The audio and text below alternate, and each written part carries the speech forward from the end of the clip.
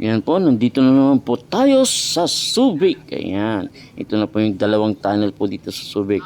Napunta na naman po kami dito sa Subic kasi magkakarga na naman po kami ng backload po namin. Ayan, ito po yung tunnel po na isa. Doon naman po sa kabila yung isa. Ayan, napakaganda at napakaliwanag dito sa loob ng tunnel. Pagdating po namin dito sa Subic po, punta diretso na po kami doon sa gilid po ng dagat, doon po sa wharf. Ayan, at nandito na po kami sa may Boton Wharf.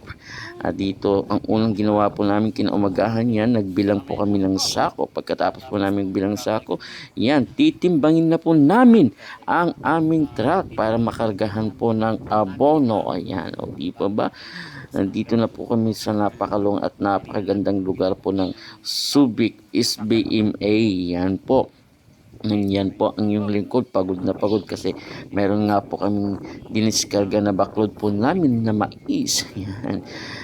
Kaya pagkatapos po namin matimbang ang truck, pumunta na po kami doon sa location po namin at yan po ang yung kapatid naglalakad at na-amaze na nakita po na mayroon pong dumating na barko ng pakalaking barko po na yan po magdidiskarga po ng bigas, pero hindi po bigas ang aming kakargahin kundi abono na nandito po sa mga lalaking bodega po na yan. Ayan po, pila na po yung mga kasama po namin doon. At yan, nagpicture-picture po ang inyong kapatid dito sa may barko. Ayan.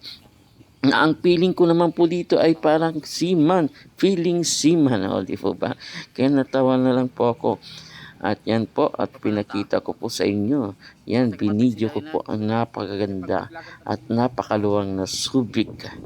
Ayan, SBMA. O, di po ba?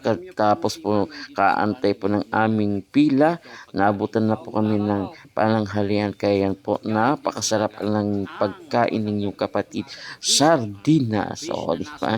At yan na po kami kumain kahit saan po kami kakain. Basta biyahero po, basta may lilim, doon na po kami kakain. Ayan. O, di ba?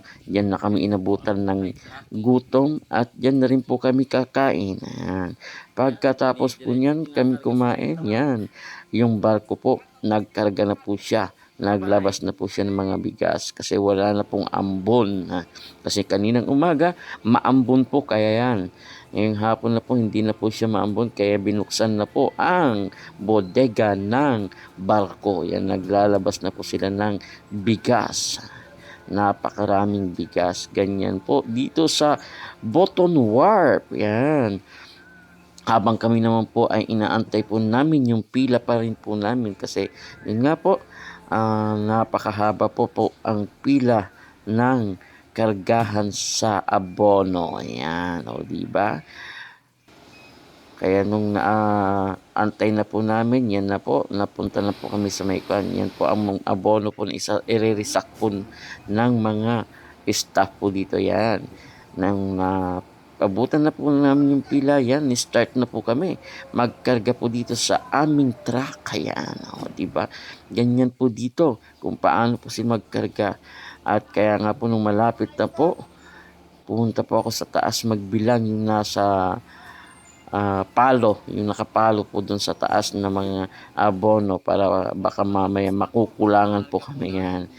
Sinamahan ko yung kasama ko dun na magbilang. At yan na po, patapos na po kami. Puno na ang aming truck, kaya hanggang dito na lamang po.